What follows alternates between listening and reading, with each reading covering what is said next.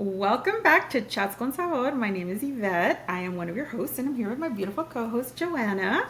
Today, we have a very special guest, our friend, Sean. What's up, ladies? Sean. How are you? Good to be here. Very good. Thank you for coming and joining us, taking the time to have a little conversation. Oh, yeah. And today's topic is actually be part 2 of exploring the male psyche. So we're just going to basically ask you a whole bunch of questions. We want your take, from the male's perspective. Love it. Love to do it. I'm an open book, as I told you, ladies, and I'm happy to give the male perspective. So that's why I'm here. Great. Okay, so let's start off with kind of introducing yourself and just giving us a little bit about your background. Yeah, absolutely. So, name is Sean Vaccaro. I'm about half Polish, half Italian, with some other mixes in there. So I'm born and raised in Buffalo. So I am a New Yorker, but not a New Yorker in the sense of the city. Most people don't realize that they're not one and the same. Right. We're more so Canadian, as we were just talking about before, as opposed to like city. But yeah, I've spent a lot of time, building my career. At this point, I'm turning 38 right around Thanksgiving. So I'm getting up there, ready to start settling down, hopefully. But yeah, so aside from having, I have 2 podcasts, which that's how we met, and I'll definitely like to get into that story as well. But yeah, I am a marketing consultant. So my background is in marketing and formal education, and I work with a bunch of different companies, one in the hospitality industry, one in the commercial collection space, which brought me here into town. I just started recently working for not-for-profits as well, up in Canada. So I'm across North America, and then my passion projects are the podcast, which is how we met each other.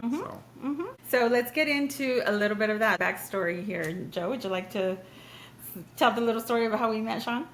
Yes, we actually met Sean at our Chats con Sabor night. He was sitting with one of his friends, and we all started talking, and then he was telling us about what he did in his podcast, and we got so excited that we actually met someone that knows the struggles, knows the building of a podcast and everything. So it was exciting. And then he's like, we need to talk about this. He gave us his information, and we went from there. And here we are. Here we are. That was back when that was around winter time, so about the turn of the new year.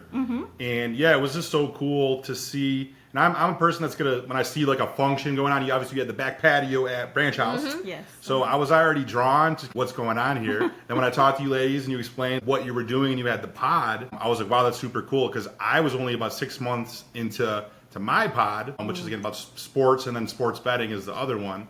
But yeah, to see fellow entrepreneurs, fellow podcasters trying to make their way and whatnot. And it's funny, as we sit here, I'm so honored to be on here, because I've had a tremendous amount of success just recently in the last couple of weeks, getting both my podcasts basically sponsored by 2 different networks. Oh, That's nice. So that's why I needed to come here and bless you guys, and it's so awesome. I was hoping that you would invite me on just so I could return the favor, and all the different maybe synergies that are going to be at play for me to maybe be able to help you out. I'm just super excited that you remembered me, and glad to be here. Thank you. Thank you Yeah, so much. absolutely. We appreciate it. Yeah. We do appreciate it.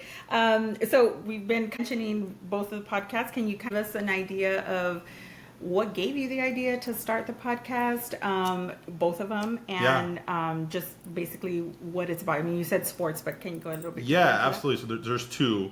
The first one relies around Buffalo sports. So being from Buffalo, we don't really have much. They say that it's a drinking town with a sports problem. So we have amazing food, mangiare, manja, we like to eat. And then we have the Bills and Sabres. So those are the 2 professional teams, one NHL, one NFL. And so that's pretty much like the religion up there is sports. You're watching all the Sabres games. You're watching the Bills and Josh Allen on Sundays. That's what we kind of do for fun, and the weather's terrible. So it's like you're basically tailgating in negative-degree weather, and then you're watching these games with your friends.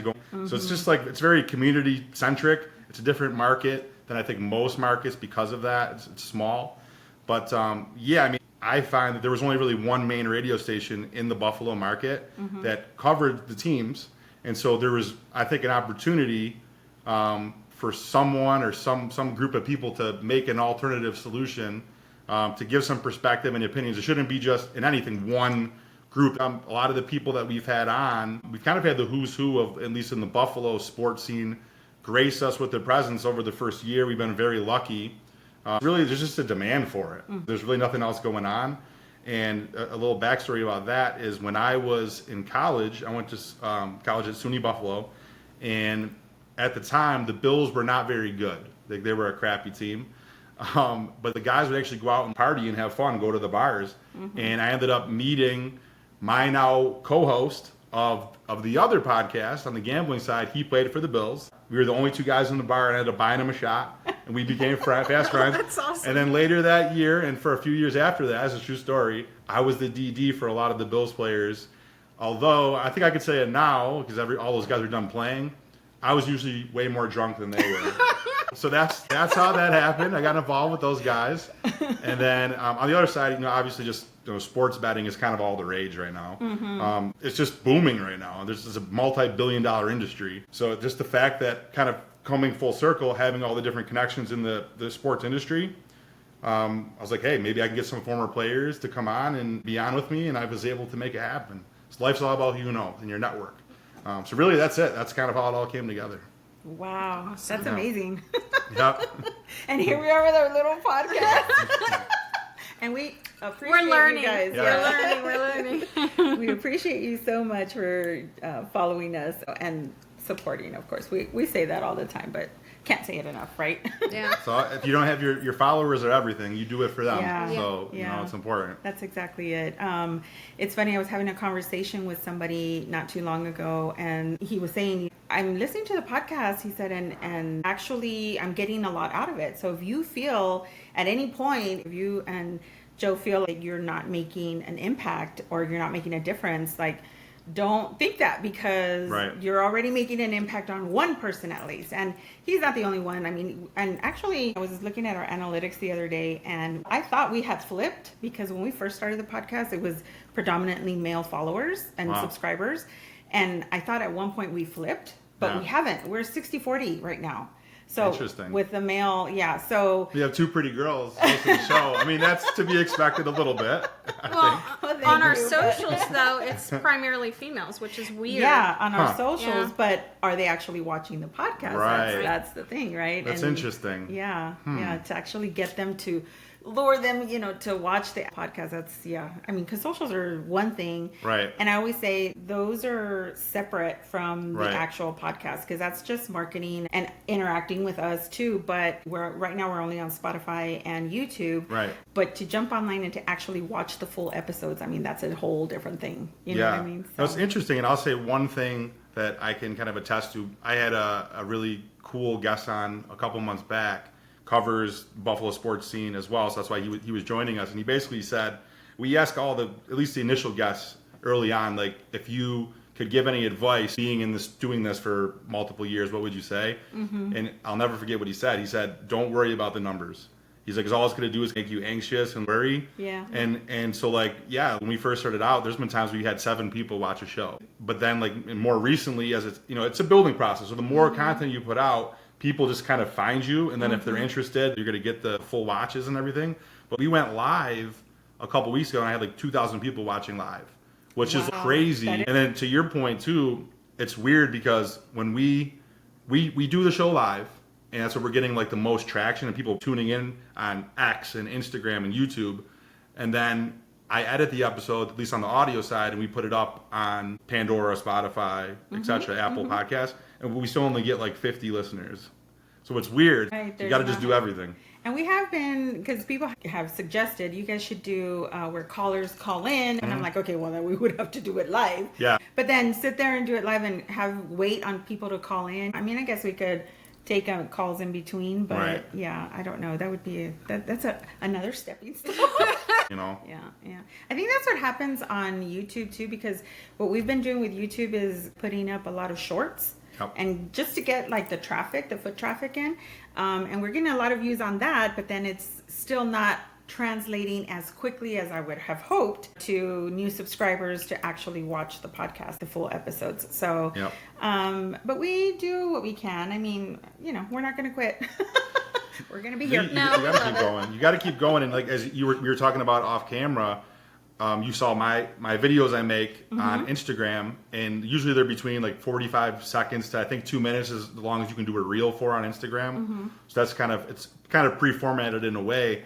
But so, I don't know, someone smarter than me was saying basically that people's attention span is so short. I keep hearing that. Yeah. So you have to kind of do both, and what you got to hope for is this is at least my formula is I'll pull out like the clickbait or like the one quote that was like really like attention grabbing, make that into the video and then link the whole episode. Yeah. So I think that's what you got to kind of have to do, but you might have a whole population of people that only watch those short videos and never make it. Yeah. So, you know what I mean? You just got to kind of try everything, I think we honestly. kind of do. Yeah, because we've tried. We try and do try and try and Right. try, you Yeah. know. But it's time consuming. That's what people don't understand. I'm It like, is. okay, people say, oh my God, yeah, they're content creators or they're influencers or whatever. I used to make fun of the people, like the girls, walking around with their moms with the phones. Selfie stick. Yeah, and I used to make fun of that, but now I understand. It's like you constantly thinking, oh, this would be good. This would be a good thing to do. Or I'll watch a video or a clip myself on somebody else's and constantly text her, we're going to do this and we're going to do this and look at this. Right. Because it's something cool to do, but we're so new to this space that it's hard to really be creative and come up with different things to put out there. So how do you handle that? Like when our friends are like, so how's the podcast going? And I'm like, it's a lot of work. I'm like, Yvette's constantly editing. We're constantly putting content out there. Like it's a lot of work. You have to keep people engaged. Right. And they're like looking at us like, this is not just a selfie that we're putting up. Yeah. She's putting actual clips together. Yeah. And then we have to blow it up in social media and stuff and make sure that we're watching everything. Like, it's a lot of work. So how do you handle that on your end with your partner? Yeah, so my brother, it's kind of cool. Shameless plug. So Step Brother Sports is the Bills and Sabres related pod, and he's my real life stepbrother. I created that name. I think it's pretty cool. We have like a really good kind of feng shui, the way that we work together, and it really happened like organically. Where Chris, my brother, he gets a lot of the guests. Kudos to him, because I was the one that kind of brought the idea to him, and at first he was resistant to it. He didn't want to do it, and he kind of just decided to jump in head first. And with my business background, I kind of instilled into him like having no fear, and so he took that to his credit and ran with it and got us all these amazing guests. It's actually a really amazing balance that he gets the guests and locks in the dates, sends the invite to everybody. And then he'll pre-write questions, and then I get to go in, even if it's last minute, right before a show, review the questions, tweak them to give it my own voice. And then from there, he moderates. I'm kind of like his sidekick. I mean, he's really become the main host, which for me is fine. I'm almost a passenger, and I'm really proud of him because he's not quite as outgoing as me. And on the back end, I have a segment called Degrees of Separation segment, where every guest that we have on, I find something we have in common. And so I'll be like, oh, I see you went to college here. Oh, I know my buddy went there. You know, it's just something. I'm always able to find something to connect. And what it does is it builds rapport at the beginning of the episode, and people open up more when they know that you have something in common with them. So that's my main thing that I do. And then I do the editing. I'm a marketing guy, so I'll do the marketing and the advertising side of things. We complement each other well. And like I'm sure you two, you have to. And that's really what makes right a now successful team. she's taking the brunt of it all. Right. And there'll be times that you're going to take the brunt of it too, though. That's just the way that it's going to go at certain I points. feel so bad. Sometimes I'm like, oh my gosh, all I'm No, doing she helps me a lot. She does. Probably in ways that you don't even realize. Right. And just being a soundboard. Right. You know, just like, what do you think about this? And then she'll say, well, we can do this, we can do that. And I'll take her ideas and I just write them all down because I'm like, yeah, I need thought partners too, you know? That's big. Like just having somebody else's like objective opinion about things is huge. It's kind of always a moving target. So like moving forward with this new deal on the sports betting podcast, I'm going to have to produce a show once a week on Tuesdays with a bunch of like big guests. That's going to be like a production. But also 6 days a week I have to do like those short videos where we're giving out the best sports picks. So this is now morphed into like a 7-day-a-week job. Yeah. But with that, I'm going to be getting paid now. Yeah. So that's the big difference. Yeah, you know, at first, that's the bonus. none of us really get paid. I mean, I don't know if you guys are yet, but that makes it all Not worth yet. it because we all work jobs. You know what I mean? Yeah. And the goal is, I think, to get to a point that this can be sustainable and go from like a passion project to something that's profitable. It's always a moving target as far as like, how do we balance as your time gets, the requirements go up, there has to be some kind of compensation because you get burned out if not. Yeah. You know? Yep. So I'm still figuring that out myself. Yeah. Yeah. So I mean, I will admit, some days I'll text her and I'm just like, I give up, and she's like, "You're not giving up. Right. You're not doing this. I'm like, I know it's a little deflating, but we can do this. Right. You know, I'm like, it's a lot of effort with little to no reward right now. But I Yeah. know that in the long run and our ideas and the goals that we have for the podcast, I know that it's going to pay off. You know, 100%. so we're going to see the fruits of our labor. As long as you believe that, it will. 100%. Out in the universe, That's my right. friend. You make it happen. I'm a firm believer in that. Is that if you think it's going to happen, it will happen. It will happen. 100%. Yeah, I love the fact that when we're out too, and it's like people see us, they're like, "Oh my God, we're listening to your podcast. It's so cool. Like we love Right. it." So I mean that it's so uplifting. Like Right. I'm a huge person that loves to listen to podcasts while I'm working. I am like focused and I'm listening because I love getting ideas and just it's almost like research. And just to help us move to see how we can bring people in. Oh yeah, 100%. You were telling us you're going to hit the big 50 soon. Yeah, so we're at episode 48. We already have our episode 50 guest lined up. I can't share who it is yet. It hasn't been released yet. It's a surprise. I don't know if you ladies would know who it is, but somebody fairly significant up in our neck of the woods, up in Buffalo, in that scene. So, yeah, I mean, it's the first of hopefully many milestones, 50, 100. My other buddy he does a podcast I went to high school with. He just hit 200 episodes. Wow. Yeah, so... Wow. And you girls are in the 20s or 30s, so you're getting there too. We have we're 2 seasons in, and each of the seasons had 14 episodes, but each season I had to break up one. Really, there's 15, so really we have 30 already, out there. But Yep. One of the episodes in each season I had to break up into 2 and release them separately because they just went so long. I mean, the conversation was that good. So That's awesome. yeah. So that before you know it, you got 30 episodes. It's like, Yeah. wow, when did this happen? Like, Yeah, you're pumping when out did it content. happen? And on YouTube, it's so crazy because it says that we have, I think it's over 100 episodes. I mean, not episodes, videos, but that's because of the shorts. 119. Oh, right. 119. Okay, yeah, we have. Nice.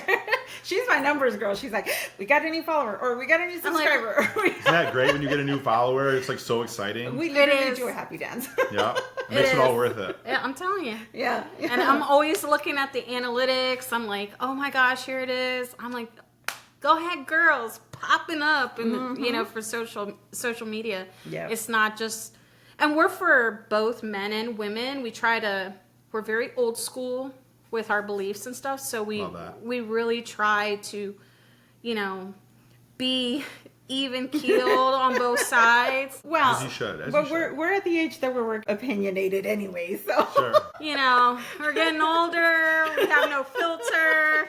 That's good. People want to hear, I think, content that is unfiltered. They just want to hear people off the cuff, like, say what's real, keep it real. Yeah. That's what you should do. That's what people will respect, and they'll want to tune in because they know they can expect that from you.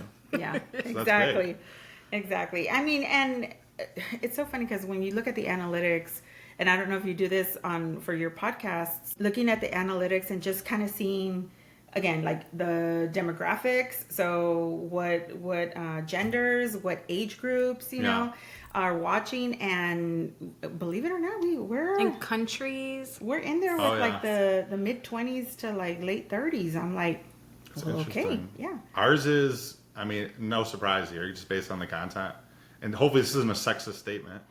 But we have mainly males. Yeah, And yeah. sports related. So, and I think like Caitlin Clark and like the whole women's sports movement is growing tremendously. I love to see it. But yeah, like, so more traditional, we're like men for the most part, ages like upper 20s to like maybe like mid 40s. Okay. Yeah. So I mean, at least so far, but we're still growing. Like we're still a baby right now ourselves. Yeah. So as we get bigger and with these different opportunities for being on bigger networks, we'll see. But I think ours is a little bit different. I think that will probably hold those trends. But I hope that we get more female listeners. So I used to be into basketball. Used to watch the NBA all the time. used to watch the NFL, huge Steelers fan. Nice. 412. I'll be there this week.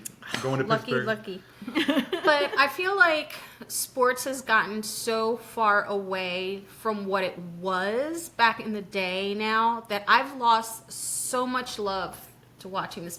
It's become like political. It's become all these different things. How do you maneuver away from that when you have so much love for the sport?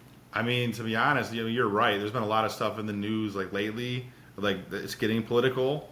Like I'm trying to think, there was an issue with Caitlin Clark's around a lot of it with her the antagonist, I forget, Angel Reese, and everybody wants to talk about like becoming racial and all this different shit. Can I say shit? Sorry. Yeah. Yes, you can say whatever you want. But yeah, so it's just like it's just annoying. Honestly, I don't pay attention to it. Yeah. I very rarely watch the news. Like once in a while, I will like pop on the world news, maybe like one day a week or so, just to kind of. It's all negative stuff, and it's like it really it affects your. I think your psyche, even if you don't want it to. So I try to just I just live my life day by day with like the people that I've allowed to be like around me in my circle. And if it's somebody, if you don't have a positive attitude in your aura, it's like keep it moving. Yeah. So it's like the same thing with sports. It's like I watch the sports because I like it. I'm not going to allow some media outlet like ESPN or somebody else dictate how I should feel. Like they just create stories basically. Right. Which also happens in the political landscape too. So like, I'm a registered independent. So that's just kind of who I am. I think regardless of what subject it is, whether it be sports, whether it be politics, just life, you should always take an approach like open-minded, hear all the facts, and make an informed decision. Right. That's just me. Yeah. You know. Which I did. That's why I stopped watching. Good. Love it. My type of girl. Love it. You know? All right, I'm going to backtrack and go to something that you kind of threw out there a little bit. Do you have any major life plans in the near or distant future, like marriage, kids, things like that, personal life? I would love to find my partner. I recently, in the last year, maybe it's been a year and a half now, I wrote to an Instagram psychic. I don't know how smart that is. I mean... They draw your soulmate. Yeah. Type of Oh, thing. you did that? Did that. Stop. Did you? Would you like to see? Yes. You're like, this will make for some good content here. Haven't found her yet. I was supposed to meet her already. Haven't seen her. I've seen so many of those different things when they actually draw the person you're supposed to be with. I got. I got it.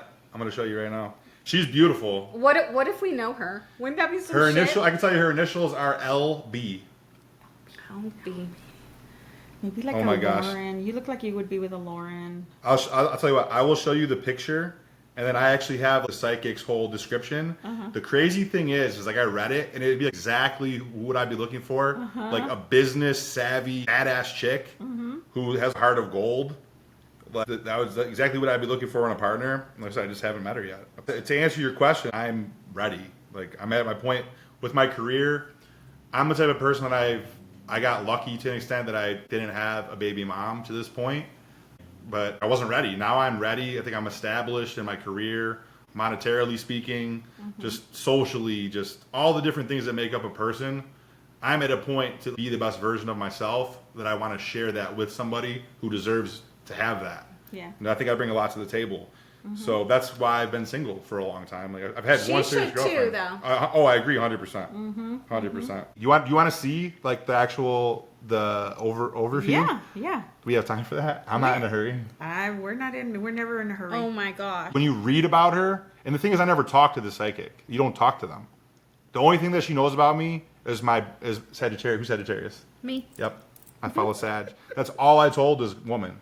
So like, she didn't know my name. So for her to like look all the things up, that'd be like a perfect partner for me. Right. How did that? You know what I mean? Right. It's bizarre. Yeah. Makes me feel like it's true. Yeah. Do you want me to read it out loud? Yeah. Yeah. Yeah. Oh, we're so curious. Yeah, I'm curious. I love this stuff. You know me. Yeah, I do she's believe in all all about this it. stuff. So. Like, it's almost like she's like too good. Like not a real person. No, I mean the thing is, my standards are high but also low. Like I just want somebody that's going to be like loyal. Yeah. And show up. We could talk about the dating scene. I'm not a big fan. I'm not a big fan either. I'm going to need to pour a little more wine for. All right, I'm ready. Yeah, go ahead. Okay, are we good? Yes. Your soulmate is an extraordinary Aquarius woman, radiating with a unique and captivating aura. Known for her intellectual prowess and visionary mindset, she possesses an independent spirit that ignites your curiosity and sparks your imagination. Her unconventional approach to life and her ability to think outside the box will inspire you to embrace new perspectives and embrace your own individuality. As an Aquarius, she is a natural-born innovator and humanitarian, always seeking to make a positive impact on the world around her. Her life mission revolves around fostering connections and promoting collective growth. She possesses a deep-seated desire to create a better future for humanity, and her sole purpose is to make a difference through her ideas, actions, and compassion. She has a natural gift for understanding and empathizing with others, allowing her to build bridges and cultivate meaningful relationships.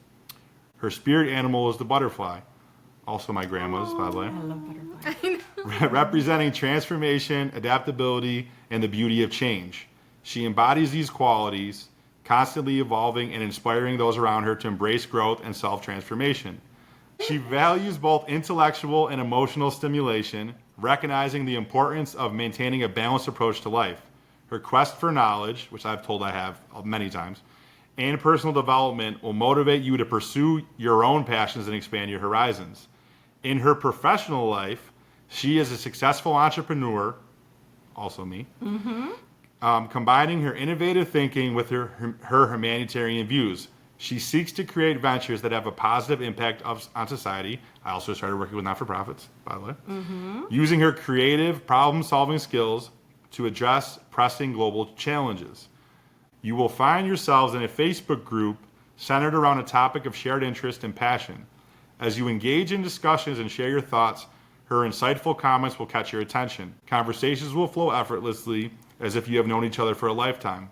With every exchange, the connection will grow stronger, drawing you both closer. Remember, the universe's timing is impeccable. This meeting may seem unconventional, but it holds its own beauty. It provides an opportunity for your souls to connect and form a deep bond without the limitations of physical proximity.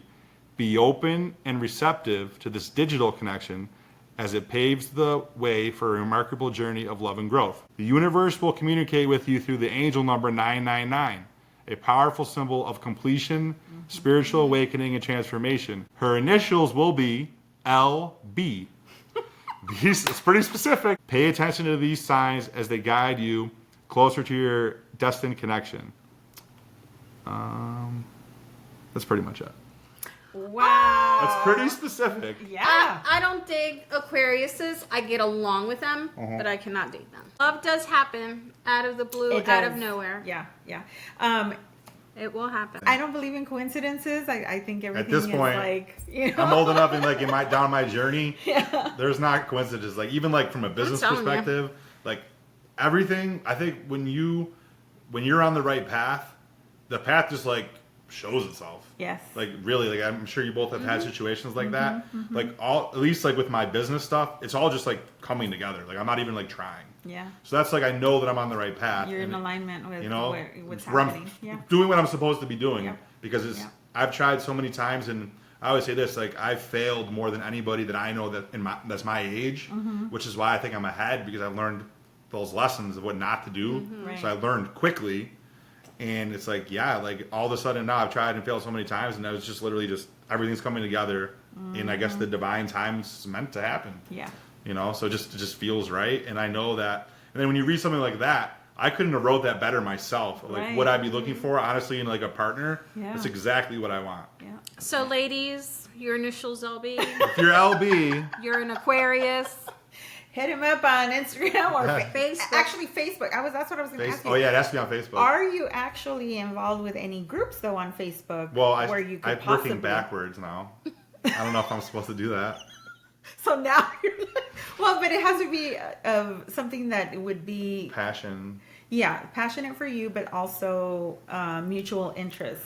All right, so I'm not gonna lie. After reading that and waiting the form once and nothing happening, so my old Facebook, I had like literally like 5,000 or 6,000 like followers because I was like a promoter. I had so many like friends, and then my Facebook got deleted, so I had to start like over again at this point, mainly family and like close friends. But it's like, oh crap! I'm like, I'm not part of any groups. How is she gonna find me?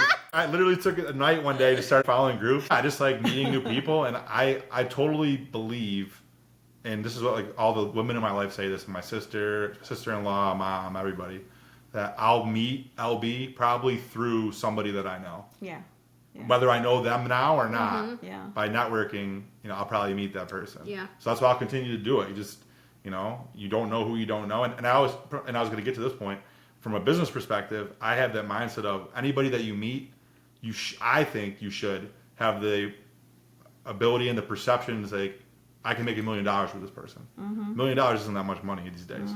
So just the different, I have like a whole portfolio of different like business stuff that you might need. It's just connecting everything together. Right. So you should really you should network and meet people, because you never know, that person has something that you need maybe. Right. And vice versa. Right. So. Problem is, I don't like people. I don't really either. I understand. I'm an introvert, honestly. Yeah, so am I. I swear to God. So was I until I got to Georgia, and then I was like, you know what? How am I going to meet people? Like, I had to come out of my shell, too, and I just started going to bars and hanging out, and that's how I met a couple of my friends, and then I just started going here and going there, and then I started riding motorcycles, and it's like, I mean, when there's too many, I just go inward, but when, you have a couple drinks and you're just like, talking to people. It makes it easier. It makes it so when I was younger, I spent like my entire 20s just like networking, like going out, traveling different places, and just like by myself and just like meeting people. Because I believe it, like your net worth is your network, or vice versa, however they say that. And to your point, like whether it be people that are trying to do a podcast. I mean, look at the camera. If you want to make a podcast, if you want to be a successful business person, or just meet your significant other, my best advice for anybody is get comfortable being uncomfortable. Yes. That's it. I think that's the secret to life. Yeah. Yeah. I never in a million years thought that I'd be doing this. I'll tell you what, I have a friend who's actually going to be a guest. She's a numerologist, and she's done, several readings for me. And from the very beginning, the first reading she ever did for me, she's like, you're going to be in the limelight. And I'm like, no, I'm not. Right. No, I'm not. That's not me. Like me, you probably didn't want. I don't want it. I don't want it. Let me be behind the scenes. I'll be a producer. Yeah. Exactly. So I'm like, behind the too. scenes, I'm perfect, because in my work life, I'm an accountant. I'm behind the scenes. Right. I'm not up front. And now at the level that I'm at in my career, I am up front. I do have to be the front-facing person with board members and things like that. But when she said that, I was like, no, I'm not. Not me. I'll create all day long. Right. I'm like, but I will not be in front of a camera. But here we are. Yep. But here we are. And so, it's wild. Okay, we're going to move on a little bit. We have an episode that's going to come, I don't know if it's before or after this one, but one or the other. We talk about careers and education and the pressures from the Hispanic viewpoint. Do you feel that pressure, or did you feel that pressure growing up from your family? Like, you've got to be successful, you've got to go to college, you've got to do this. Yeah. Well, what was your experience with that? And you mentioned you have a sister. Is she your only sibling? So that's a story in itself. Well, your stepbrother too. Yeah. Yeah. So I actually was an only child, and then my mom remarried when I was about 6th or 7th grade. Married my stepdad, who's awesome, great guy. So he had, from his previous marriage, my older stepsister and then a younger stepbrother. My dad was never around, my real dad. So I had that man of the house mentality kind of thing growing up. It was just my mom and I. Then I went from being the middle child, we all lived together like Brady Bunch style. And then I found out in my mid-20s that my real dad remarried at least once, maybe a couple times. And I had 2 half-sisters who I'm now close with. Oh. So I have 4 siblings, and I really had 0, so I thought. So I've had and then I had the dynamic with them of being like the older brother trying to protect the females, the 2 sisters, who are both beautiful. Yeah. So I was an only kid growing up. What was your question? I forgot. I knew that was going to be a tangent. I got it. Welcome to us. That's how our conversations go I got all it. the time. I just had to give myself a second to remember. So growing up, I came from a fairly, I'll say prominent, humbly speaking. My great-grandfather and my grandfather, who actually just passed away a couple weeks ago. Sorry for your loss. Thank you. They were both the mayor of the town I grew up in. Oh, wow. Literally, yeah, the Domino's. So I was raised by the Domino side, and then my dad's side is the Vaccaro side. So it's like the Italian side. And it's funny, so my dad's side, they're prominent in the bars and restaurants. But I didn't really have any exposure to them until way later in life. Italiano. Yeah, a little bit, not really. But so just, I guess I'd just say I had reflected recently. Grandpa passed away, and I always said that he was an amazing patriarch of our family. Like, he just was a stand-up guy, and having a single mother upbringing, I spent a lot of time with my grandparents, basically being raised by them to an extent while my mom was out working. She was working a couple different jobs, and she was doing cookies before flowers, which I'll have to give her a plug in a second. Flowers Yes. are pretty. I got it. I'm gonna tie this all together for you, right? So I guess fairly just like outstanding, like people, male role model I had in my grandpa. This is just what I thought you're supposed to do, and there was that pressure to answer your question of like, hey, mom and like parents, and then my stepdad too came in at like a weird age. We beefed. Because I had that chip on my shoulder, like I'm the man of the house. We had a couple blowouts. I feel terrible about, but he's actually a really great guy, and we're tight now. But yeah, everyone was like, "You got to get good grades.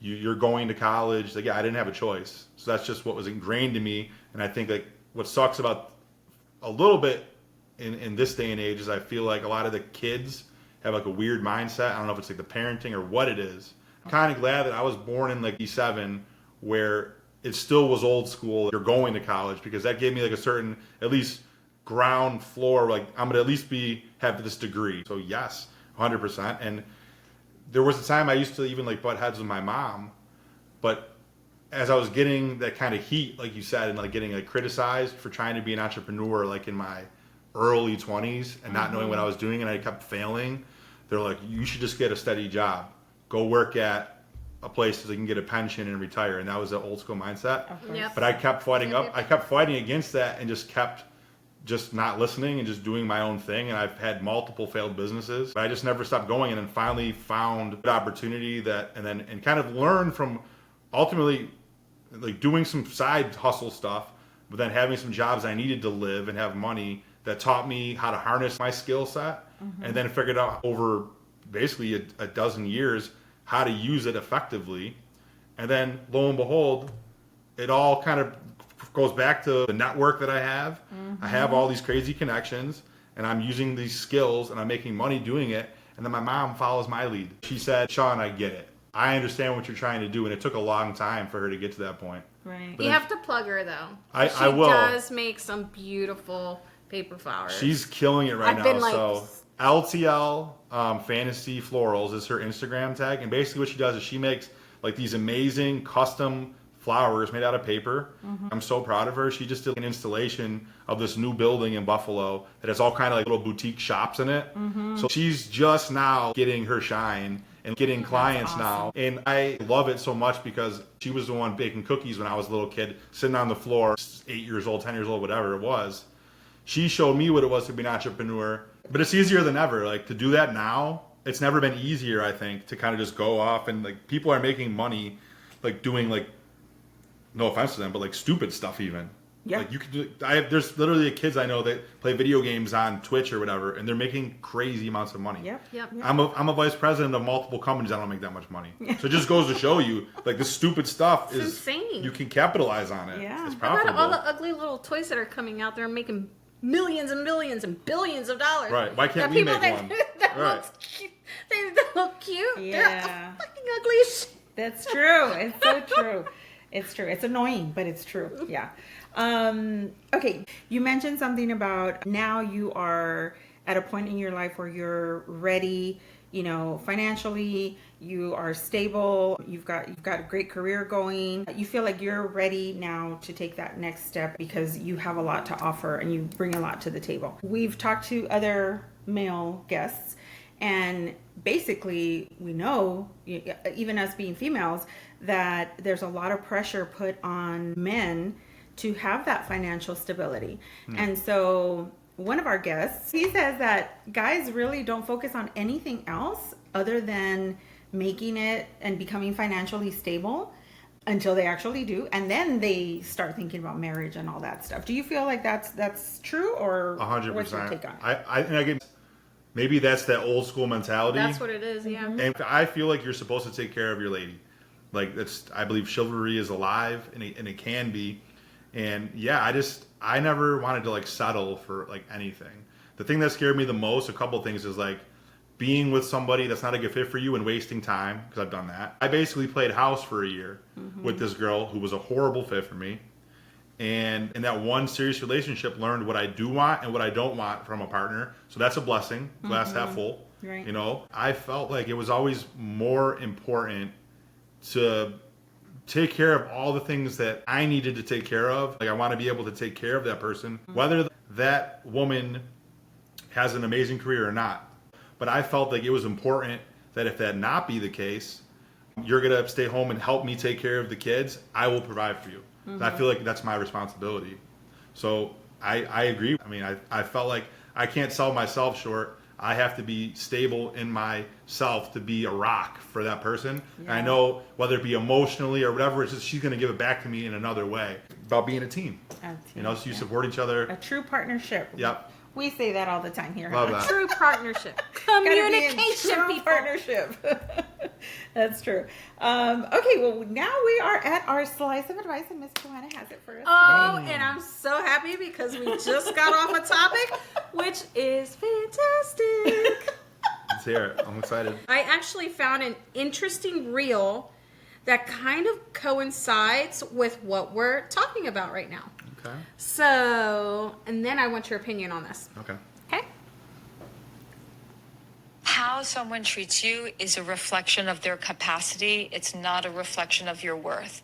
And in fact, that's one of the greatest breakthroughs that we could ever have, is realizing that. If someone mistreats you or is unkind to you, it's never about you. It's really about them and their state. When you can really understand that, not only do you stop giving the other person so much power over your feelings and over your life and over your emotional state, but you also then learn how to let go. Make it less about you and understand that it's more about them. And then you can start to let go. And it's not even about forgiveness. It's literally getting to a place where you don't even have to forgive them anymore. You don't even have to forgive yourself. You can just see it for what it actually was. And then you are free. Love that.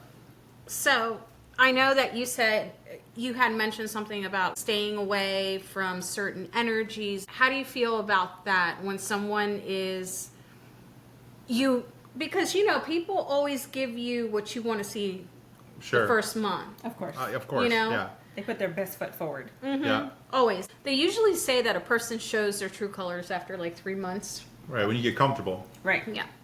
So what's your thoughts on that? On people treating you a certain way, and Yeah. do you return the same energy, I guess, to that person? See, that's a good question. I would say In yes. business and life and everything. Oh, I mean, well, that's, again, it's all about, I think, age and experience, where until I had that terrible experience, I can't even say it was a terrible experience, but having that serious relationship, I was with a girl who was older than me, was married and divorced twice, and had a 5-year-old. That was my first serious relationship.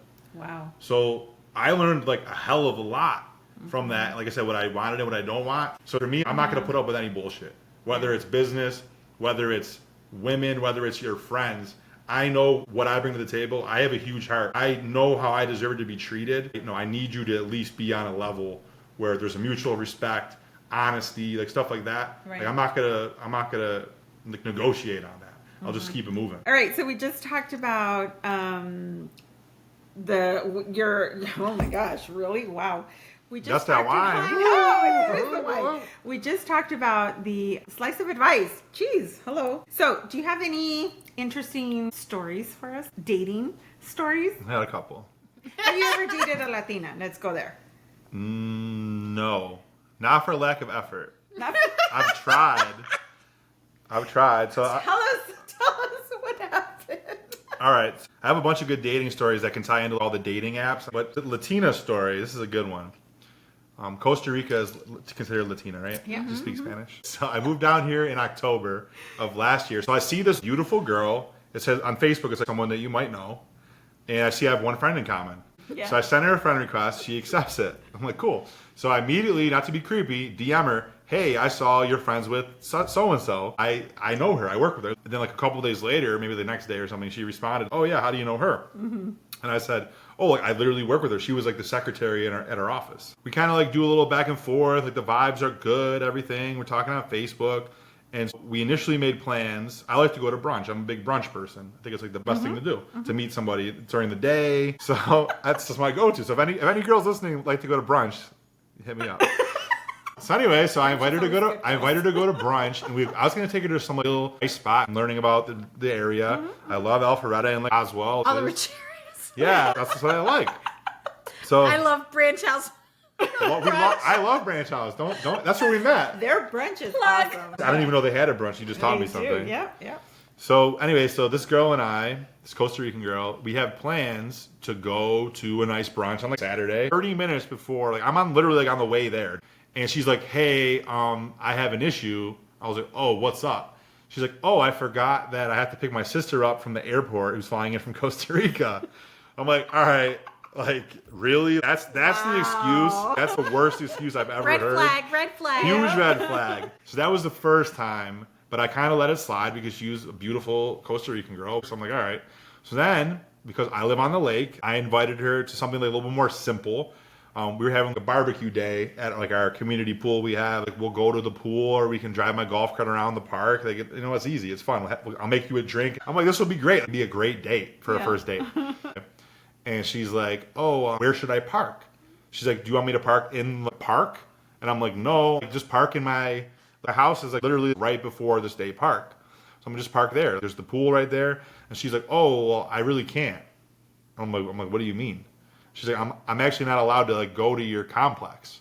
So that raised all kinds of like interesting, like weird questions. We need our flags right now. Yes. So she's like, oh, I got into a fight with somebody, and so then I had to ask more questions. She's like, well, my ex-husband lives there in my neighborhood, literally. So I was like, your ex-husband, like, what happened? And she's like, oh, we got into a fight, and I have a restraining order. Yeah. I can't go there. And I was like, who's your husband?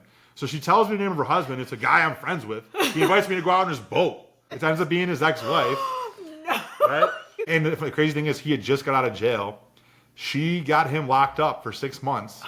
Because she basically antagonized him until he put hands on her, and she had it filmed. She had her phone recording and caught him. Oh my Set up. I basically was like, yeah, I know you're hot, but unfortunately I can't hang out with you. You're cuckoo. Yeah, so I dodged a bullet there. Yeah. So that was my first Latina. Definitely not LB. No, not LB. I think it's very tough to date right now. Just in general, I think. I don't know what it is, and I'm all for women empowerment. Obviously, I'm here. Mm-hmm. But some of the excuses, and I don't doubt that men have excuses too. I'm sure they do. But I've met a couple girls out, and I've heard excuses. Like one girl I met out in downtown Alpharetta, and we had plans to hang out. And then like an hour or so before, she's like, oh, I'm sorry to have to tell you this, but I decided to get back together with my ex-boyfriend. Like, okay. But she's still on freaking. Right. Yeah. Right. Or Hinge. So, that's actually very common, though. I have a lot of I've heard friends. that's what you said. That's a little bit nutty. That's the thing. Like, I just feel like don't if you're not interested, just say it. Don't give me your number. Yeah. You know what I mean? If I'm interested, you're gonna know, and we're gonna exchange numbers, and then I'm gonna call you and want to take you out. So if you're not interested, just say it. Why are you wasting our time? Mm-hmm. Yeah. But just someone like just the BS like excuses that you hear from people, it's comical. Like, I forgot to pick up my sister. I picked her from the airport. Like, come on. Like, are we serious? Forget that. No. I forgot to feed my dog. Like, just like at least be more creative. Like, like to think I'm a fairly intelligent guy. Yeah. Like, don't insult my intelligence. Yeah. Don't waste my time. So. Yeah. Well, I think they always think that the grass is always greener on the other side. Yeah. And a lot of women are very superficial. and materialistic. And guys are too. 1,000%. Guys are too. No, guys are too. Definitely Somewhat. guys are too. I think it's gotten worse now in the dating scenes. Yeah, dating apps. Me and dating apps, we broke up a long time ago. Well, you know what it is though? Like just generally speaking, like there's like all these apps, but Bumble, Tinder, Hinge, those are like probably the main ones that I can think of now. Yeah. But I'll even like match with the girl, and after we match, they like unmatch me. Which You liked me first. Right. On Bumble, the girl has to like you first to start a conversation. So like to me, it's just like puzzling. Like I have zero expectation for those dating apps, because if you can't even give me a chance to even have a conversation, I don't even really care at that point, because I haven't really lost anything. Yeah. To an extent though, those dating apps, they try to suck you in and pay. They give you If like you fake pay- people or something, I think it is. Well, Or they they try don't market to say you. they have, if you pay, Right. you get a better Pool. Yeah, of women. Of people. Well, it's like this. So or like, men. They'll Whatever. suck me in every once in a while. Like, I'll be completely honest. You can see, even if you don't have the paid version, oh, you have 38 likes right now. And if you pay the money, you could see everybody, and then you could just swipe right on everybody just to get it Right. going. But like, I've done that before. I'll go through and I kind of like, okay, I like you, I don't like you. And then I maybe have a handful of people that I'm interested in, like maybe talking to and like setting up a date. Then you have gold status, and then nobody likes you. Yeah. So it's like they're literally like they're only marketing you when you like beforehand to get you to pay. Yeah. And then they don't market you at all after you pay. It's like gambling. Yeah. I want to see who likes me. Yeah. Unfortunately for me, it's never people that I'm interested in. Don't feel bad. That's It all works the opposite way too. Right, yeah. right. That's why I don't pay, because I'm Right. like, no. Right. Sean, No. you should come up with an app that says, Okay. "Are you down?" And it has to be a concrete, Right. like, "Are you down?" type of thing. You can make There's- tons of money with There's that. one, and I don't know if it's called One or not. I think I've heard of that. But you literally can only match with one person at a time. That's cool. Yeah. Which I is love fair. that. You It match gives with that you person, okay, time great. to You meet guys, somebody. you, Yeah. and then after a while, and you have to unmatch with them before Right. you can get back on the wagon. What is it called? On the spool. cycle? On the Yeah, cycle. on the cycle. Yeah. The spin cycle. That's pretty cool. Get back on the hamster wheel. So if you start a relationship, yeah, you just get off the app, I guess, at that point. Exactly. Yeah. That's but that's how it should be. Has anyone ever told you you look like Kevin James? you do kind of, yeah. Every time I look in the camera, A better looking Kevin James though. Oh, I was Have gonna you say. seen I was Kevin gonna say James? I don't know if I find that as a compliment. No. have you seen his wife?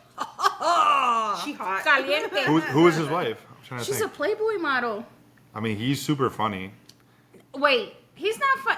Kevin James is a good-looking dude. He is. You think he is? Yeah. Yeah, Oh, I never heard that before. he's a good-looking dude. You talked about, okay, so I'm gonna throw a little fun fact here. Okay. You talked about earlier, you mentioned something about Entourage.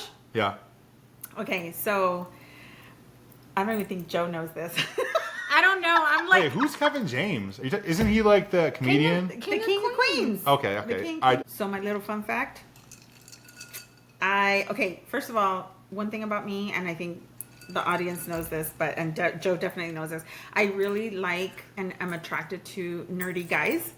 For some reason, like their brain. We were just talking about this. We were just having this conversation. Sapiosexual. oh my I'm literally big- their big mind into is that. what like attracts me, and then if they're intellectual, the rest of them just kind of like It all oh, just like falls yeah. in place. So what's his name? Oh my god, I literally had his name in my brain. Cause 50, right? Jeremy Piven. Love him. I know him actually. Little guy. I like really tall guys. I 6 foot and taller. For some reason, that's my thing. But him, yeah, he does it for me. He's the I don't man. know why. He's one of my favorites.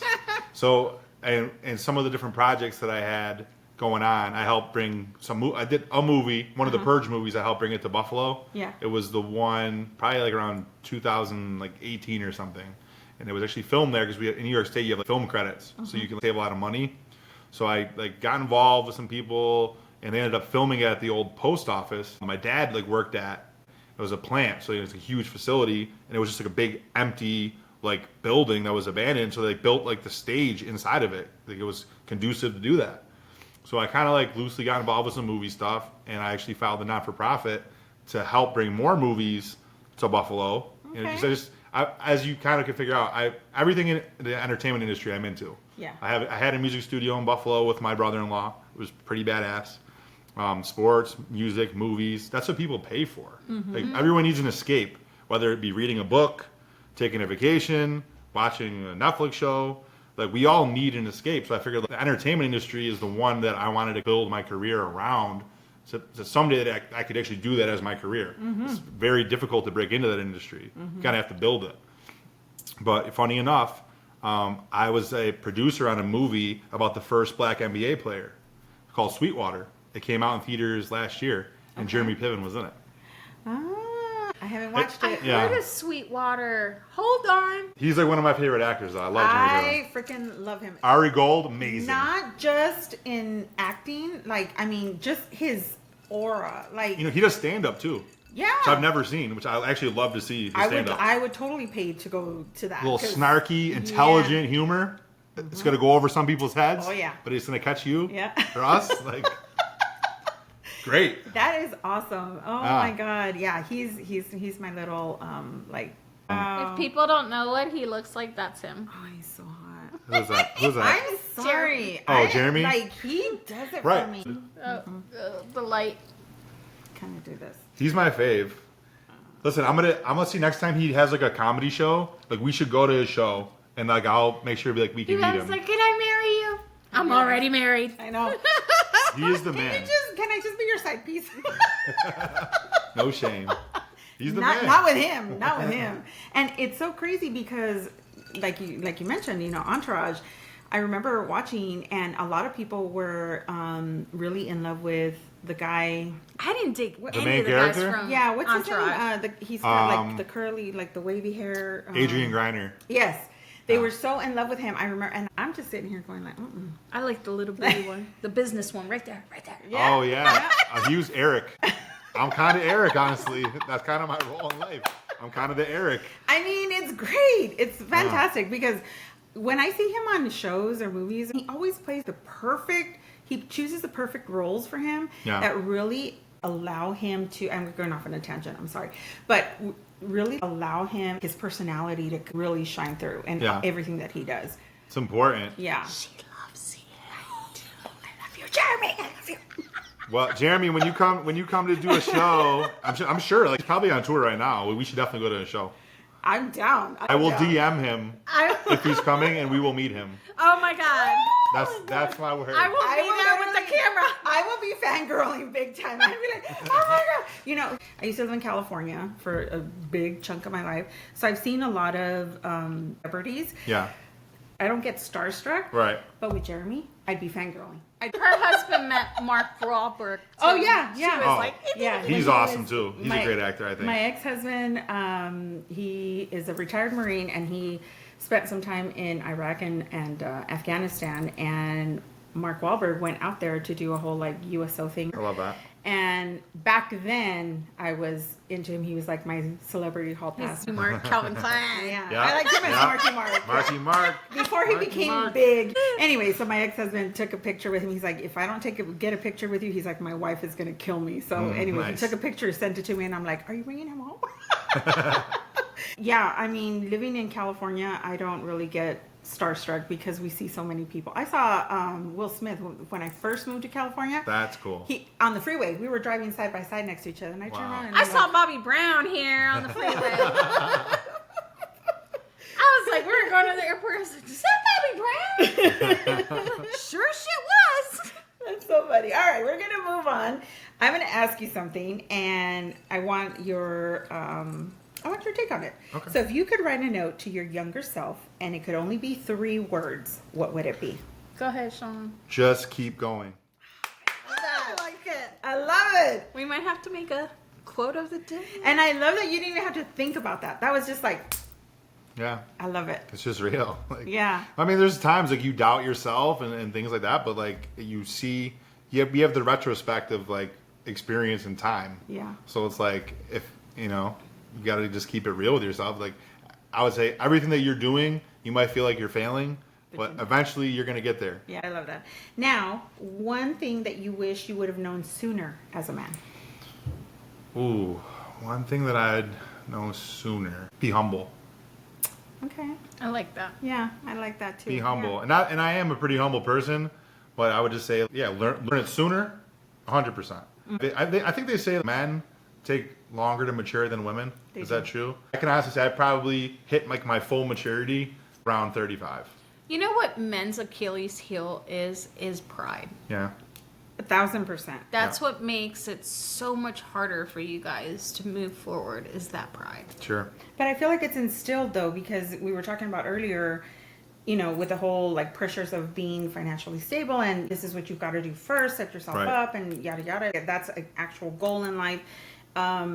It's definitely instilled, especially the men who have their fathers growing up or a father figure like your grandfather. I can kind of relate because my grandfather instilled certain values too, like how I'm supposed to be treated because he treated me like his princess. So he kind of set that standard for me at a very young age. So, but I think the pride cripples them when it comes to the vulnerable side of them. They feel as though they can't. Oh, 100%. Yeah. Yeah. And I can attest to that. My ex-girlfriend and I talked about, we would have these arguments, and I'm the first one to admit that I'm not easy to let other people in. Mm-hmm. Easier now, but there was a point that I didn't want anybody to be in that way at an emotional level, and it took me to get older and mature to realize that it's okay to be vulnerable. Mm-hmm. You know, this is something you have to just kind of figure out on your own. Right. Nobody can tell you it. You have to just get to a point that you're like really comfortable with yourself. Like, I would never want to cry in front of somebody.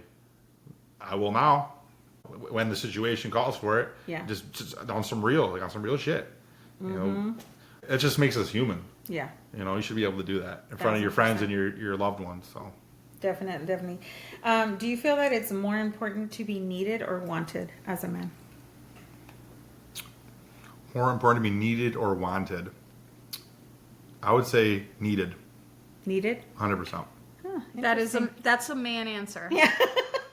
No, and it's not a bad way because there's no right or wrong. That's just like now. Yeah. Like, because I think it also like equates to what I'm looking for. Mm-hmm. I'm looking to be somebody's rock.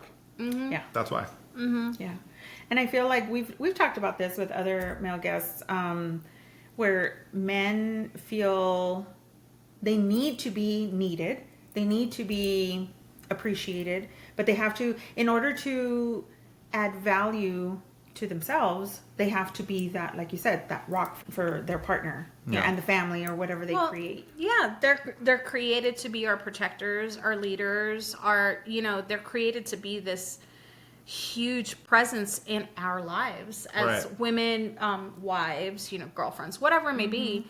But that's who they are, and it's right now, especially now, all that shit's being taken away from them. You know. Oh, yeah. So well, it's like when my grandpa, I was telling you, my grandpa passed away, and the one little thing I'll share, it's like a very intimate thing that like I kind of said to my grandpa was, "You were the patriarch of the family, and I feel like I have the responsibility and the capacity to be that now.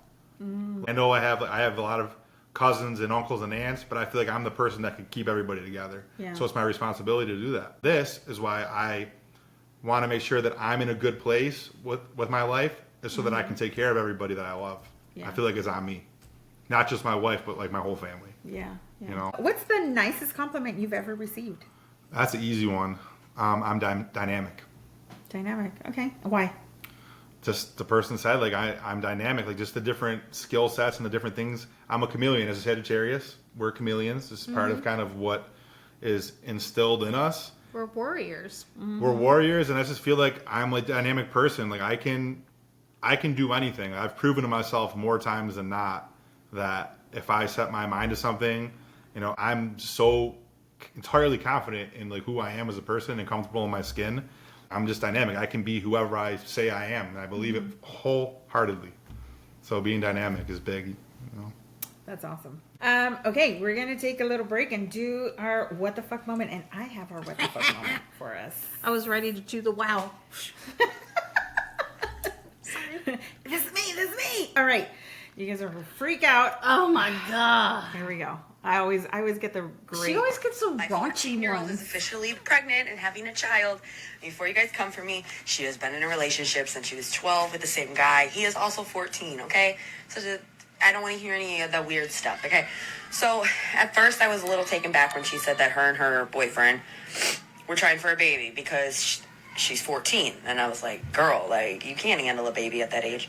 But she knows I really love puppies and I really love kids. And we talked about it and we sat down. She said she thinks she's ready and that she's mature and she's a lot more mature than the kids in her class. That she's been with him for 2 years and that they think that they're ready. And I brought up the concern, like, hey, you're in school. How are you supposed to go to school? And she said, well, Mom, you love kids. You can watch my baby during the day. And I sat around thinking, and I got lonely one night, and I realized, low-key, that's a great idea. So I gave her the green light. I told her if it happens, it happens. If it don't, it don't. But, like, I'll help you every step of the way. Oh, my God. And within 2-3 weeks after telling her that, we just got the positive test today, and I'm about to take her to the doctor so that we can confirm it. But I'm excited. I'm about to be a grandma, you guys. She's fucking 14 years old, you dumb bitch. That's crazy. That's nuts. When I saw that, I was like, what? What the fuck? Oh no, that is What the fuck? what the fuck, and you need to go to counseling because that's fucking insane. The mom has some issues there. Well, and the mom, we don't show it to you guys, but the mom looks pretty young herself. So she looks like probably she's had like her- 26 or something. Yeah, she probably had her when she was really young. So, Right. oh, Apple it doesn't fills me up. fall far from the No, tree, it does they not. say. No, it does not. It's that cycle repeating. Joe's having. I am having a canary right now. All I kept telling my boys is like, break the cycle, break the cycle, break the cycle. Yeah, no, this bitch is perpetuating the cycle. 14! She just got her fucking period. It's crazy. So wild. She still needs to be parented. But they've been dating since they were 12. So, I mean, so that makes you it, know, that makes it okay. You're they've been fucking dating nuts. since they were 12. You just blew my mind. Absolutely. That's fucking insane. Oh my God. What is wrong with this world? Oh, there's a lot wrong. There's a lot wrong. And that's why my what the fuck moments always are At least brilliant. it wasn't weird about vaginas and shit, but that Right. one, Well, I didn't want to put Sean through that. That's bad. that one, on me, okay? I definitely have some thoughts about that. Please, Please, tell me, because my please. head's ready. Yeah, so that's crazy. I would say this: at 30, almost 8 years old, I'm still not ready to have kids right now. And that's just me personally. Yeah. Because one of my biggest fears is to actually bring a child into this world, and I'm never going to be a single dad. I have no desire to do that. So like, I only want to like co-parent with my partner and have it be 50-50 because raising kids is hard. I know because my mom did it. Super hard. So I can't even imagine at 14 years old. Like I remember what I was doing at 14. I definitely couldn't take care of myself at that point. So how are you going to take care of, another life in like an efficient and like the best care possible in that type of way? You're not going to be able to do it. So yeah, I just feel like that mom has issues. She has her own issues about Yeah, how's it okay at 14? Yeah, wouldn't it be my recommendation? Still dumbfounded. Sorry, Sean, I'm still dumbfounded. By I'm that. telling you, I think she was probably 14 or 15 when Yeah. she had her because she I looked think very so. young. So She looked like she yeah. was mid-20s. So it's like, oh, like it's okay. Like, if this is what you want to do, not to say that it's a mistake. She probably doesn't feel that way. But yeah, like she's like, oh, well, if you want to do it, you can do that. Yeah, I feel like that parenting is questionable. And with that being said, we're obviously more traditionalists. I Yeah. think the three of us, so Yeah, no definitely. surprise there. Oh my God. Can I be Crazy. like, yeah, you're crazy. We're locking you up in the room, and you are not coming out. Ever. Boys, right. he'll be cleaning the shotgun in front of the freaking door. Right. To scare everybody off. All right, we're going to switch gears here. We're going to play a little bit of Would You Rather. We did a whole episode on Would You Rather that'll probably come out after this. But I'm excited. Let's go. would you rather have no regrets or no fears? No regrets. No regrets. Yeah. Interesting. What did we answer? No fear. No fear. And we'll go a little bit into detail as far as like why we chose. And it was one of the few that we actually agreed on. Okay. Yeah. All right. I'm excited to hear about this. Yeah. I think as women, we have more fears than men. Definitely. I would agree with that. Yeah. So like I was telling Yvette, like fear sometimes is very crippling for women, because we don't want to do the wrong thing. We don't want to give the wrong advice. We don't, there's a lot of things that like hold us, especially when you have children. Right. That you don't want them to either repeat or whatever. And it's hard for us to get out of that. And I feel like sometimes fear just cripples us. Regrets. I lived my life without regrets. My biggest downfall is my fear. Sure. But men are fearless sometimes. Yeah, that's kind of what I was gonna say, is that, and also being like Sagittarius, like for the most part, it's just innate in who we are as like our person, what our makeup is. Like I'm really not scared of anything for the most part, like most tangible things. I'm just not. I've never been afraid, like I said, to fail on certain things. So I'll always like continue to try and like push the limits and do things. So for me, it's like my biggest fear is to have regrets. That's the way I think about it. Because that means that I was too scared to try something. Yeah. So Exactly. Okay. Yeah. That's a good one. Yeah, that is a good one. Okay, now would you rather live without music or without movies? Movies. Without movies. Oh no, I'd rather have music. I'd rather lose movies. Yeah. Okay. Yeah. Okay. So you're with Joe on this one. Yeah. You're with Joe That's on the this Sag one. vibe right there. I do love movies, but like the thing is, like with music, and like again, and I feel like I have an interesting perspective on it because I've worked in movies and I've co-owned a music studio. So, and I've been in like bands that played at Warped Tour, so I kind of have like real world, I guess, experience in both of those things. And I think the allure of like the movies is something like it's just like thought of as like just bigger than life type of thing. But for me personally, music affects my mood on a day to day. And it's something I don't watch movies every day, but I listen to music every day, no matter what. Yeah. So that's why. So what I said in that episode is I chose movies that I would rather, wait, what was the thing? Live without music. Sorry, I would live without music. Mostly because the music that I connect with is like older music. So it's not even music that's hitting now. Sure. But for me, books and movies, I can literally kind of escape my life and go and, That makes sense. I fall into whatever the storyline is. And so with music, I don't necessarily do that. I connect with music, but only because it brings back memories. Sure. You know what I mean? It's not necessarily like the here and now. So. Yeah, that makes sense. And also like the length of those two mediums is different. Music has stories too. It does. It does. And I feel like with music, you can create your own stories. I just get lost in the stories with books and movies. Yeah. Well, it's longer form, like I said. It's easier to do it probably. Yeah. And especially with shows, Yeah. I think because I'm a more visual person too, I don't know. Anyway, yeah. Okay. Would you rather have unlimited free time or unlimited money? Free time. Free time. Interesting. That's a Saggy right there. And that's another one that we actually agreed on. Yeah. We agreed to have unlimited money because then we could create our own free time.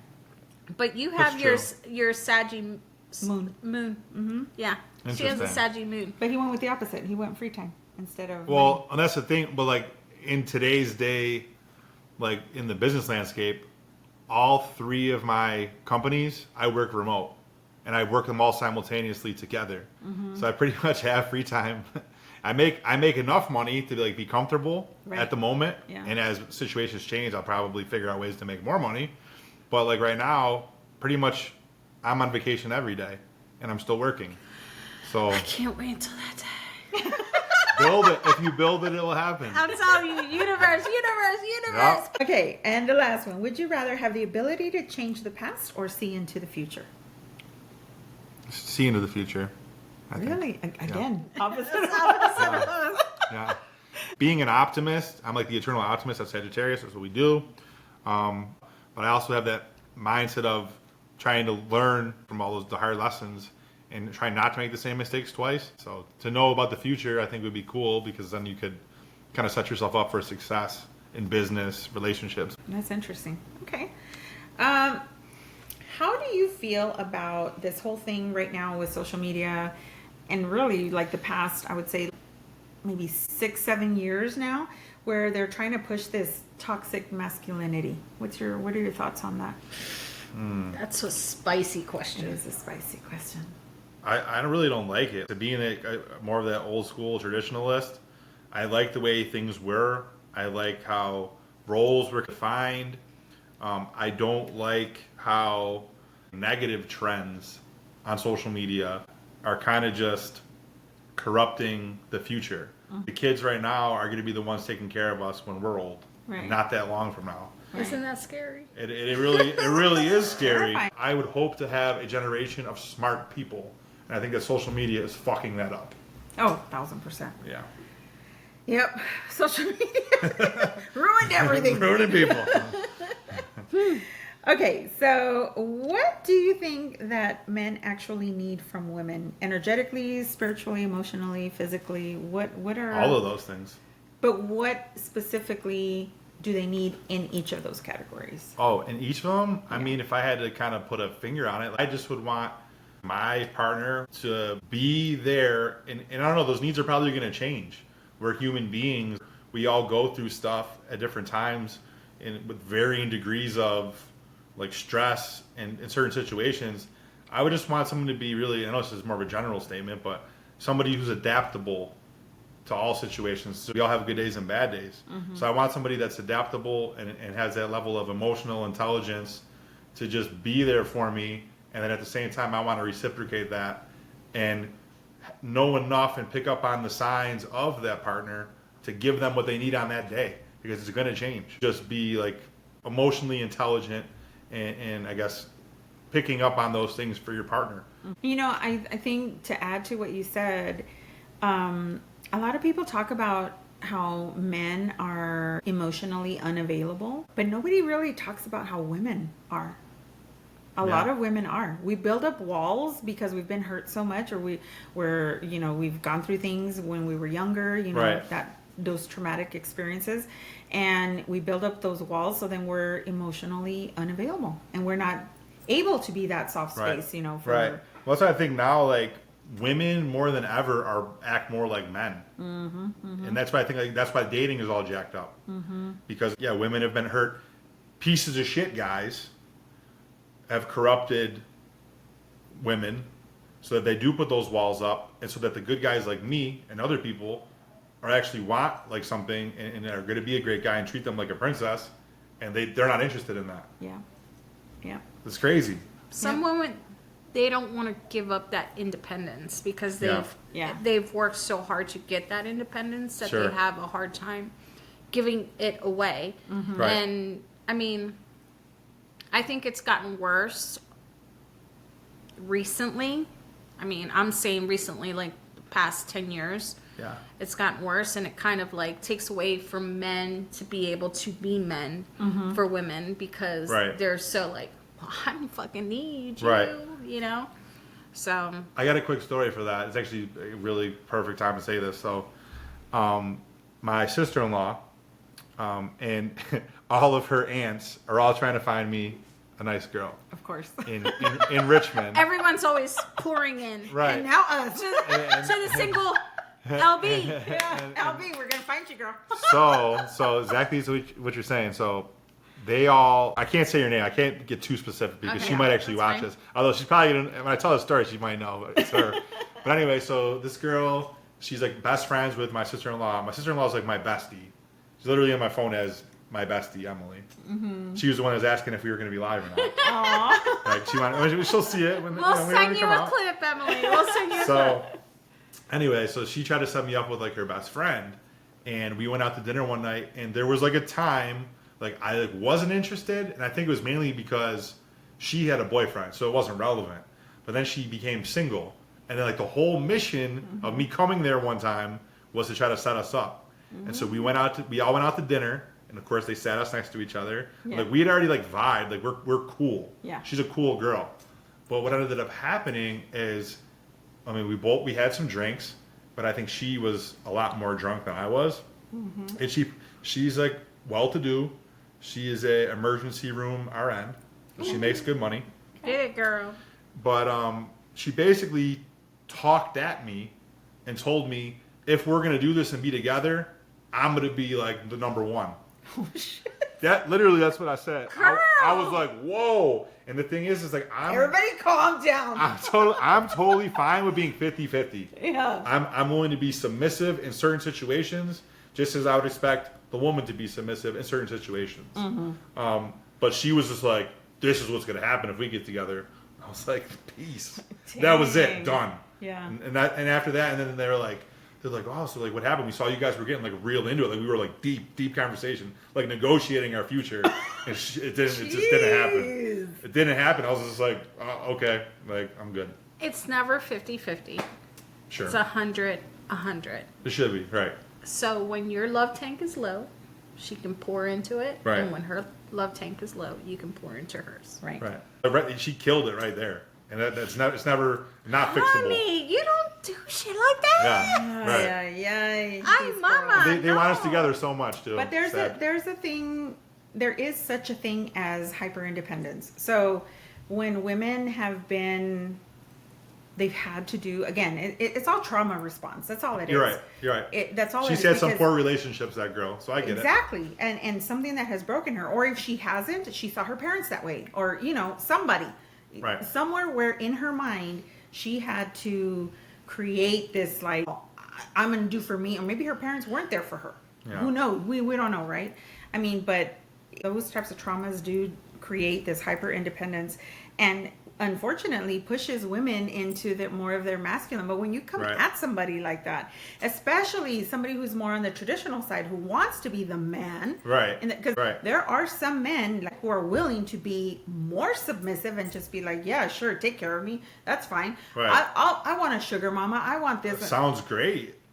I mean, Sounds but great, in but theory, 50-50 though, at least. That'd be 50. in theory, though, it sounds great, but like, Yeah. do you really want somebody taking care of you and then literally controlling your, No, I mean, it does sound great, but there's also has to be like a level of respect is the caveat with Yes. that. And that was just like Absolutely. completely missed in that conversation. that was far left, Yeah, so far left, girlfriend, far left. So what we preach on Chats con Sabor is make sure that any and all of your trauma you have worked on. Yes. And you have processed, and try not to take what you experienced in the past into what you have in the future, because you will miss out on something On great good. guys. Yeah. Yeah.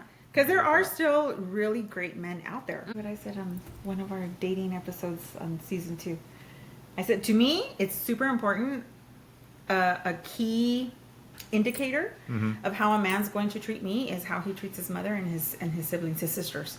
If he is protective of them, then he's going to be protective of me. If he, works really hard for them and takes care of them. Now, there's a fine line between mama's boy and just being And the women man. mix that up. And too, they do. by the way. We do. Yeah, because by the way. we think we know Yeah. everything. Yeah, we think we know everything. But there are some men who are, like I said, very, very protective of their mothers and their sisters, their siblings, and girlfriends, whatever, their daughters, if they have kids, And to me, those are all indicators that, okay, he's the protector. He is the man. Bingo. Like, that's exactly where I'm going to go towards, because I don't want somebody that I have to protect him. Right. That's why. I'm sorry, That's why behind you the walk line. on the outside. Like when you're walking down the street, Yes. I walk on the outside. Exactly. The woman is supposed to be inside. Exactly. That lion and lioness picture always hits so home to me, because I am the lioness, and I know that if I go somewhere, that lion is behind me. Right. If something goes awry, Right. that lion Right. is gonna come Activate. charging through. Yeah. So it kind of helps too with the confidence of walking into a room and knowing that I have that Right. protection You're protected. behind me. Yeah. So it builds your confidence up. Yeah. Yeah. Instead of having to protect the man. Right. Say in just a bar situation or a bar setting or whatever, when your man is constantly getting super drunk and you're the one that's having to carry his that's ass the to worst. the car, how do you feel safe in that situation? You Right. don't. Right. You don't. How can you? Yeah, you have to be the protector. You have to be like watching out for his wallet, for other women, for Right. whatever. You know what I mean? Like, Right. for other men. Right. Is there anything that you consider like unforgivable? Ooh, And do you hold grudges? I used to. Really? I used Break to it hold, down, my friend. I used to hold grudges. I think like now, I don't know. I have to see the next time something happens, how I'll feel about it. When I was younger, oh, you crossed me, you lost me, which is kind of an immature way to think about things because everything that happens, there's different situations that you don't always know what the variables were that happen. So I say that because right now I would say my number one thing is loyalty for a woman. Go ahead, for, Psyche. for a Right there. friend. Oh I'm saying my God. loyalty. We are so loyal. But here's the thing. Yeah, right, exactly. So I would say that, but then at the same time, I have to kind of like project into the future that I would hope that my future partner, who I love, would never do anything to hurt me. But then if they do, am I going to not forgive them? Right. So that's the thing. So it's like, it's hard to say that until you get to that point. But like the thought of that perfect person, the thought of being in love with somebody, forgiveness and trust and all that stuff is all like bundled together. So, let me give you some 50-year-old advice Please. from a 50-year-old Sagittarius. Loyalty is one thing. What I've learned in my close to 50s here is that loyalty is important. But when someone crosses a certain line, you have to analyze that certain line. How important is that line that they crossed with you? Mm-hmm.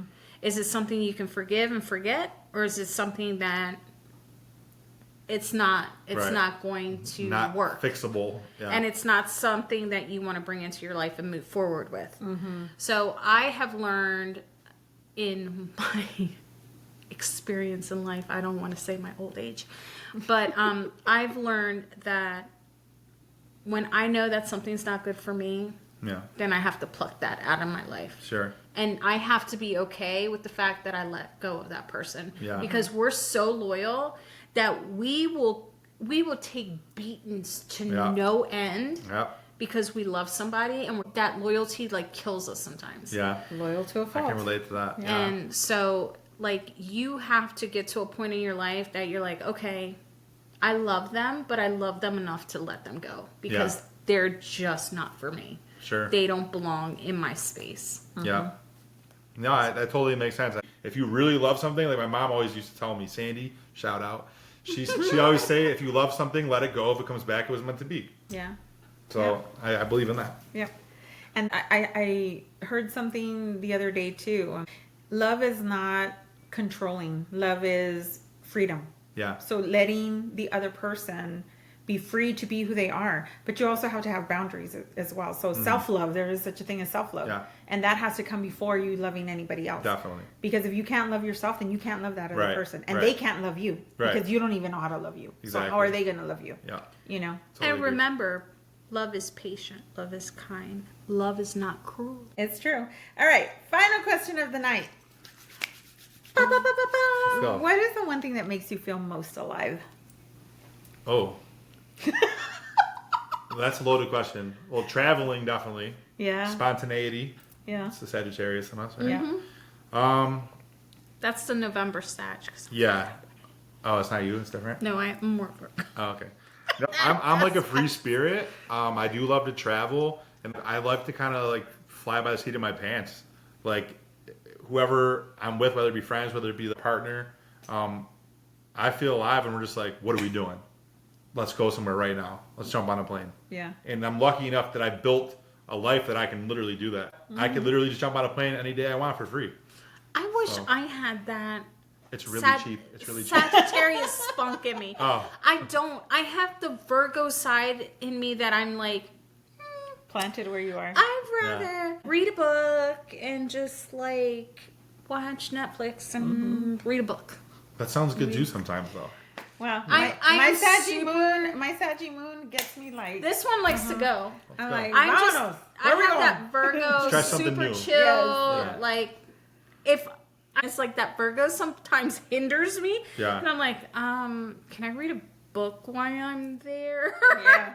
Are we Good compromise. drinking? That's a good compromise. You I know, love that. so it's not the age thing. It's sometimes the Virgo thing really locks me down. Yeah. And I'm like, let's go to Florida today. You know, like none of that stuff. And your No, Virgo, that's moon, not- your Virgo is, I mean, your moon is in Virgo, so Yeah, but Virgo hits me a lot. that's why I'm saying, because your moon is in Virgo.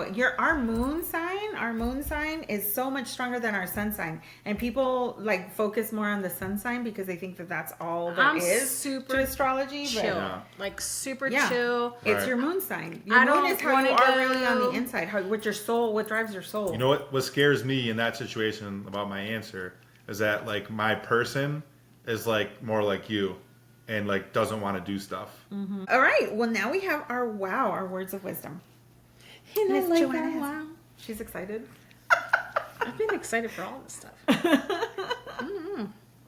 This has been fantastic. All right, so here we go. This is another Seanism right here.